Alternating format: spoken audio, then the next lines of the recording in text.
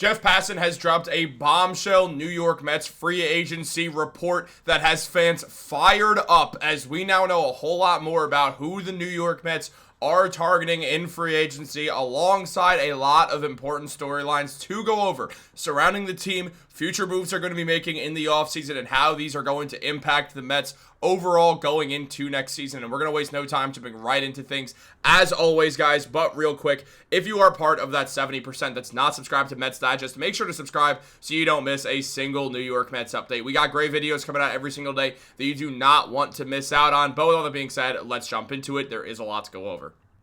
Now, with the New York Mets, obviously, as we know, free agency is going to be huge this year. They have a lot of areas that they have to cover going into next season if they do want to be true contenders. Last year is obviously a very, very failed season, as after acquiring Juan Soto and making some pitching upgrades, there was a whole lot of issues, specifically in regards to that pitching. The starting pitching, for instance, was a huge issue. The Mets' best player, best pitcher, at least ended up being a guy who was brought up halfway through the year in Nolan McLean, because they lost everyone else. Senga went down with an injury, was not able to find himself once again. Clay Holmes is a fine middle-of-the-pack starter. Do you really want him starting playoff games? Maybe. He's had great moments, but he's also had moments where he just does not look like that guy at all, specifically with the Yankees as well. Looked terrible after the first half of the season in 2024 as well. So with all that, there is a lot surrounding the Mets, and there's a lot of moves that they have to make if they want to become true contenders once again.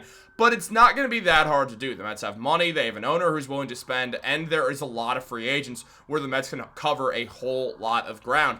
And one of those spots has been their bullpen. The Mets desperately need more bullpen help, and we have a huge update on a new target. As it has been revealed that the Mets are in on Devin Williams, whose connection to those in the Mets organization, including President of Baseball Operations David Stearns, date to their time together with the Brewers. Williams is coming off the worst season of his career with the Yankees, but perhaps his peripheral numbers were excellent, and his stuff still graded out well above average. Williams has suitors from coast to coast, though the Mets are mulling the opportunity to sign Edwin Diaz and Devin Williams to head up a bullpen in need of a total restructuring. Now, the Williams thing is interesting because, as we also know, the Mets re-signing Edwin Diaz very well could become the outcome if the Toronto Blue Jays or some other club makes him a massive offer and Steve Cohen tops it in the end. But speaking to reporters Thursday night at the MLB Awards in Las Vegas, Ken Rosenthal revealed that where Edwin Diaz would win the Trevor Hoffman Award for National League Reliever of the Year, he said his chances of returning to the Mets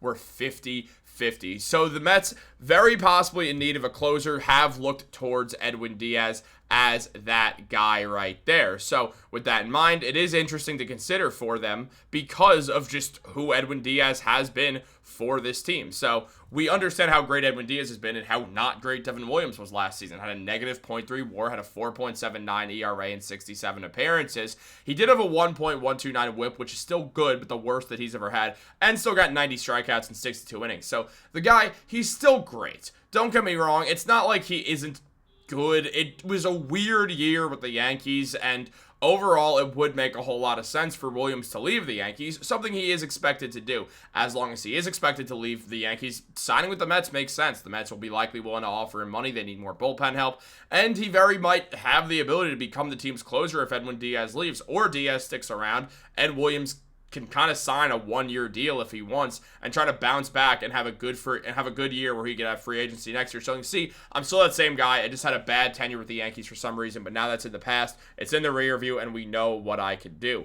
Now, Ryan Helsley will not be returning to the Mets. He had a 0-3 record with an ERA of 7.20 and 22 strikeouts in his 22 appearances, and Passan did say as much as well, just regarding that whole situation with Helsley, the experiment.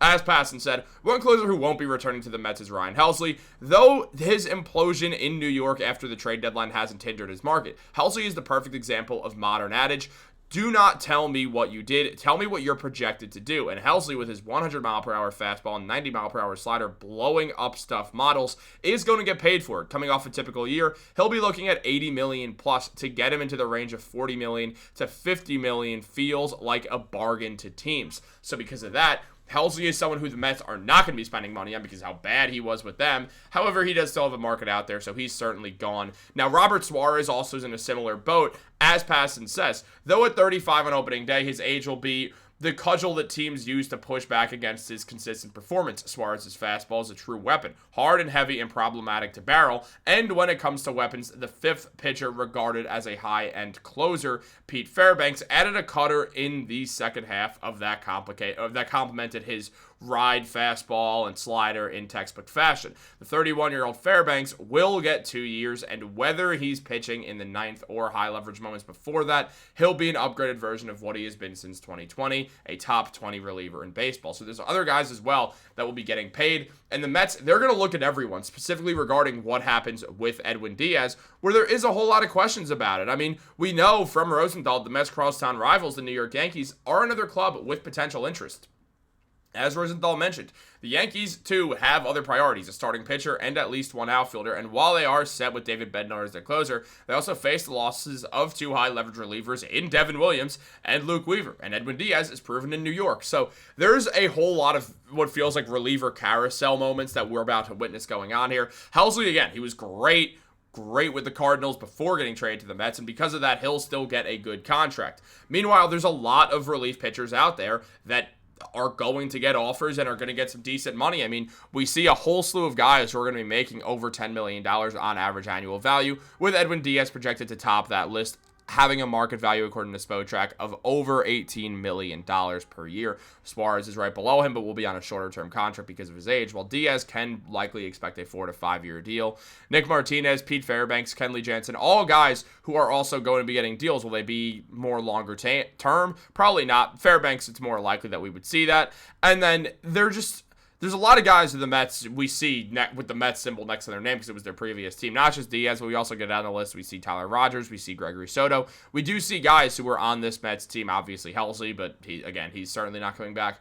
So right now, where everything stands for the Mets, they're going to have to go out there and get a top-tier reliever because the bullpen sucks. Regardless of if they lose Edwin Diaz or not, they need to make some bullpen acquisitions. I don't expect Diaz to leave. I do think he's going to get a whole lot of offers, and I think the Mets are ultimately going to top it. Diaz has said before he loves playing for the Mets, and he really doesn't want to sign anywhere else, but obviously the financial implication of it will have the biggest impact there overall. I do think at the end of the day, Stephen Cohen's just going to be willing to give Edwin Diaz what he wants to keep Diaz around, especially in an offseason where even if the Mets do get better, if losing both Pete Alonso and Edwin Diaz becomes a storyline, it's not going to look good for the Mets. It's not going to look good for Stearns, for Cohen, for anyone involved. You can argue one of them. If Pete leaves and he signs somewhere, it's like we didn't trust that he was going to be worth it. And also, hey, look, we're just going to sign insert player here, and here we go. We're fine. We didn't think he could still be a first baseman. We wanted him to be a DH. He wanted to be a first baseman. He wanted long-term money that we didn't want to give him. So it is what it is. There's an argument around that. Losing Diaz and Alonso, that's a tough argument to make to fans who have grown very partial to these two guys who have been around the team for a very long time now. So it's something the Mets have to kind of toe the line of. And also, when we look at their bullpen rankings, they were 15th in the MLB. It wouldn't hurt them to get better. I mean, for the most part, having a great bullpen is one of the most important things in baseball, specifically nowadays. So because of that, there's definitely going to be a whole lot of there's going to be a lot to consider with free agency, and the Mets are going to be targeting multiple different relief pitchers. I do expect Devin Williams to be one of them, not saying that they're certainly going to land him. I think more importantly for the Mets, though, the first thing first when it comes to relievers is trying to see exactly how they can bring back Edwin Diaz. What do you guys want to see? Do you like the idea of Devin Williams? Do you not? Let me know in the comments down below. Like this video, subscribe, turn on post notifications. Have a great day. I'll catch you later.